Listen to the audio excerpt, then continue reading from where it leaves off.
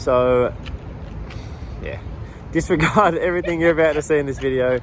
2 weeks after I just freshly fixed it, although this will be easier in my opinion to get out than what the original one was because I've cut some away. But enjoy watching, and I'll be doing this in the background. What is going on? Kwame here, back with another video. As you can see by the thumbnail, I did crash my car at the most recent Friday night drifts, but that is a-okay because that's a part of the game. If you want to be doing these things, you have to be ready to crash the car, unfortunately. We are not worried, we are going to get it sorted. It was only cosmetic damage, which was good. The photo that I put up on my Instagram, which I'll put right here, was pretty much just, it looked way worse than what it was because the tail lights kind of kicked their way out and the bumper was kind of shoved across and the boot was half open. But when I took all that off, it revealed itself and it's not too bad. Oh, it's not good, but it's not the worst. So I'll make our way to the back, and this side's all good. I did hit a tyre barrier, so that's got a small, well not small, big dent there, but easy to kick out at least. But this is the side that is pretty in there. So yeah, just came around the corner. If you've seen Calder Park FD layout, you kind of come down the bank, past like the small little intersection in the grass.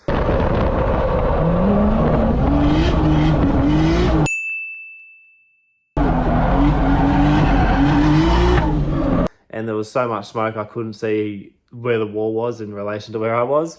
And unfortunately just, yeah, went a bit too wide, tapped the wall, and kept kind of drifting afterwards before I came off the track. So it wasn't, like I said, only cosmetic damage, didn't hurt anything else in the car. I didn't actually feel that bad. And I'm sure I didn't record it, my GoPro wasn't on, but yep, we are gonna fix it. So this morning I ran down to Sydney Tools. And I picked up one of these bad boys, hydraulic body repair kit. You could probably get it on eBay or somewhere online for cheaper, but I wanted to just get it as fast as I could so I could crack into getting this dent out as quickly as possible. Let's open this bad boy up and see the contents.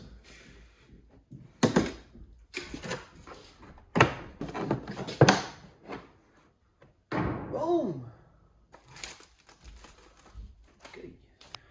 So, we've got a whole bunch of shit. I'm probably going to have to read the instructions, but obviously we've got the hydraulic press right here and a whole bunch of different attachments you can put on to push whatever dent you have out. I believe that these are extensions depending on how far I need to push it. But yeah, let's get it out, get it all out of the box, and yeah, we'll see the best way to operate this bad boy.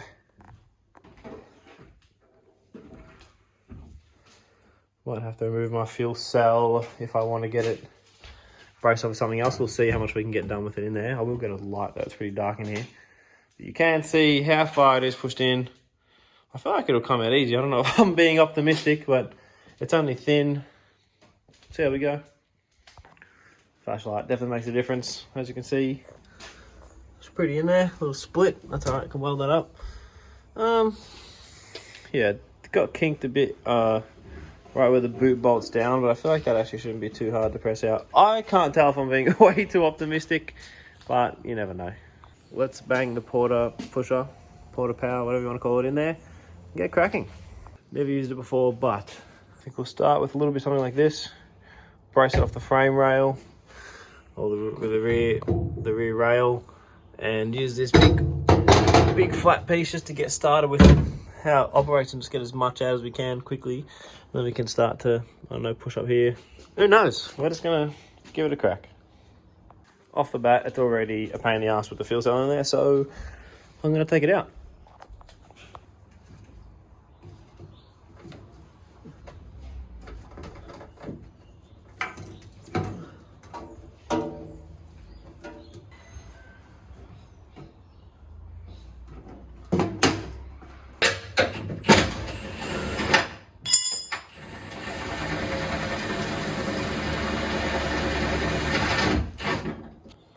Fuel cell's out.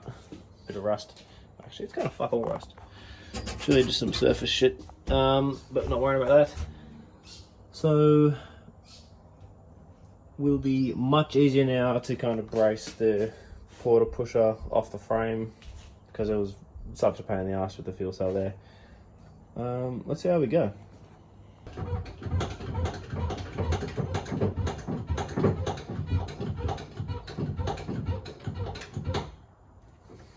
know if you can see that on the outside, but on the inside, is actually putting in work.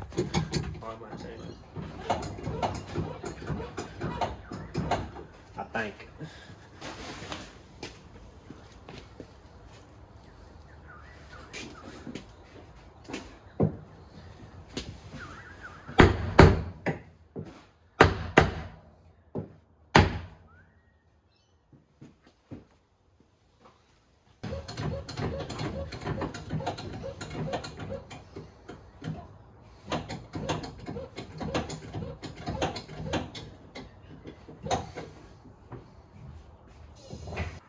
I spent about, I'd say, what, half an hour, 20 minutes trying to figure out what the hell I'm doing with this thing, and 10 actually using it. And I don't know if you can tell the difference already, but I think it's coming out pretty decent.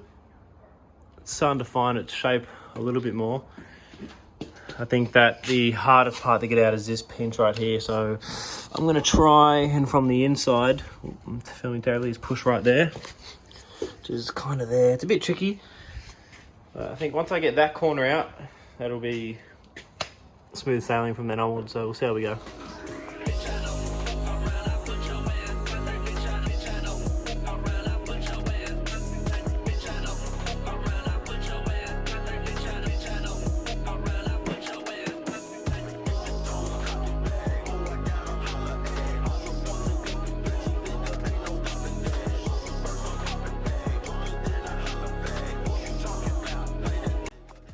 Boom. Spent a little bit of time on it, but honestly, from what it was, it's actually pretty damn good. I'm gonna get this out now, pump it from the top. There was a, oh shit, my bad. There was a dent there, it's still kind of there, might get it out. But to be honest, it's actually pretty out there. So, I'm literally inspecting it as I'm looking through the camera. I'm not really talking, but I'm pretty happy with how much it came out. I will probably, I don't know if I'm going to buff out as much of the excess paint as what I can and then just touch up paint this, or sand it back the whole quarter. We'll see, excuse me, how much effort I really want to put into it. Pretty happy with that. I'm going to take the flashlight down, try and close the boot because it didn't close after the drift event, and then put a taillight in, put a bumper in, and see how much more I need to press out. I have forgotten to document half of this. I've just gotten carried away, but the bumper is fit. Don't worry about that. I've got to bolt it in down there later on. So I'm currently just fitting the tail lights. Also, don't worry about this. When the bumper's in properly, it'll go onto the tail light. And we're going to fit all the tail lights. I just got to cut out this little section because it's bulging and I'm not fixing it. So let's do it.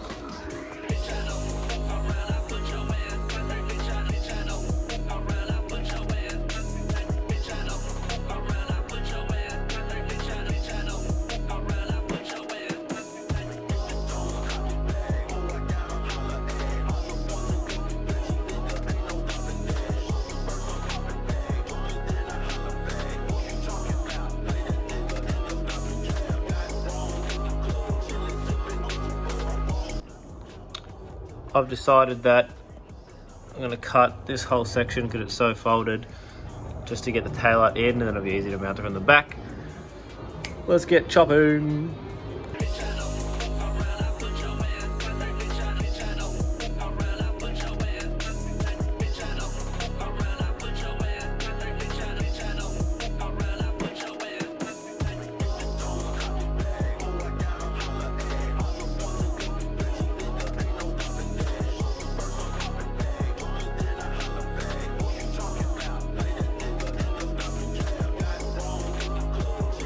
This is where I'm at currently. Bottom of the bumper, I still have to screw in. Plus, I actually have the lip that goes along the bottom. But yeah, boot's kind of closed at the moment. I know the gap isn't ideal, but I did smack it pretty solid. But I mean, to be fair, if you look at that side, I mean, try and ignore the paint. In comparison to this side, it has been pushed out pretty much solid. So now I reckon I will screw the bottom of the bumper in, put the bottom of the lip on, and then I'll just leave it at that for the meantime before I figure out if I'm going to paint this fully or just touch it up for now. It is another day. I think it's about time we get sanding. This is where I left off. I think that it's actually pretty straight. It's obviously caved in like that originally. Now it's pretty much further out. I need to start knocking back all these high spots and everything, but I think I'm going to start sanding the quarterback. And because like JZX90s, obviously the rear quarter goes up over the roof, I'm really not going to sand the whole roof on the other side and paint all that. I think I'm going to just follow this body line here and sand back this rear quarter and just paint the rear quarter. I know that obviously if you get up close, there'll be a line essentially where it's been freshly painted in old paint. But being a drift car, I'm not going to put an insane amount of effort into it. I just want it to make it look clean again, and I'll be happy with that. I masked off where the line is going to be. And how do I know? It could look shocking, I don't know, but it's better than having to repaint literally the whole quarter, the whole roof, down the A-pillars and everything. So that'll do. It should look okay. Might even wet sand it, polish it, see if it kind of hides the line. But rear bumper, I'll probably just touch up paint for now because I have a spare one up there that I'll save for a later date. Let's get going.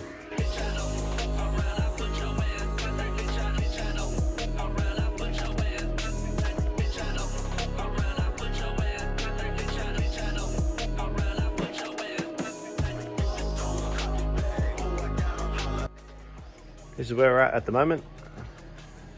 It's coming up okay. I do obviously need to sand the edges down. I actually chipped off in the video like a bit more paint that was already loose, and now I just need to even it out, sand it back, put a bit of primer on the bare metal. But it is coming up okay. I'm actually surprised at how well, obviously the way it is now hides a lot of damage, but you know, it came up pretty good. I really would love to try and get this out. It is so pinched under there. I'm not sure. I might actually cut this section completely off, hammer it straight. We'll see. But yeah, that's where it's looking. That's how it's looking at the moment. I also decided that it's probably time to sand up a spare bumper I had, because this one, it's repairable, but I think that this section here, it's obviously a big hole in it. I think that I'll take my time and I should do that properly and just sand up and paint the spare bumper that I have, so I can actually do this 100%. This is where we left off with that. So, I don't know, keep sanding.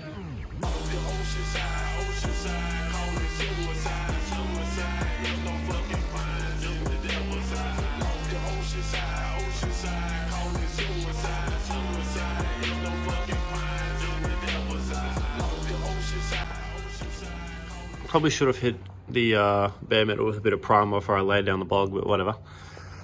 Hopefully it sticks. I'm not going to go too crazy with the bog just because, you know, it's a drift car. It's not a show car. So this unfortunately isn't the nicest gap, but I think that it's a struggle to pull this any further out without affecting the boot gap. So I'm probably just going to bend my boot down a touch like that.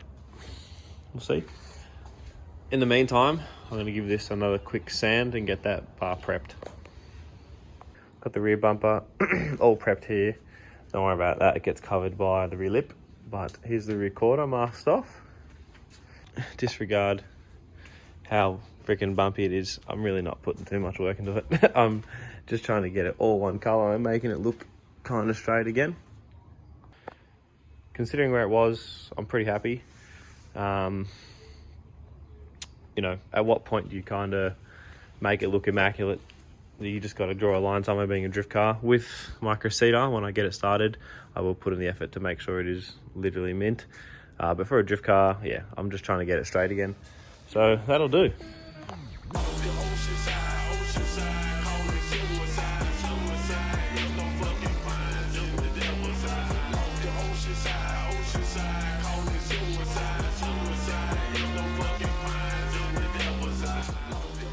So base coat is all done. I only time-lapsed one of the videos because I forgot to click it. Simple as that.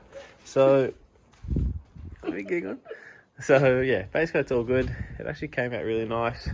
Obviously, it's still damaged, but it's more just kicked out. Like, that's what it really was. It was so pushed underneath that I'm pretty happy with how far it's come out. And you won't notice it as much when the bumper's on and there's a tail light on and the wheels are uncovered. Also, don't worry about the gold. I literally just picked up some paint to paint those.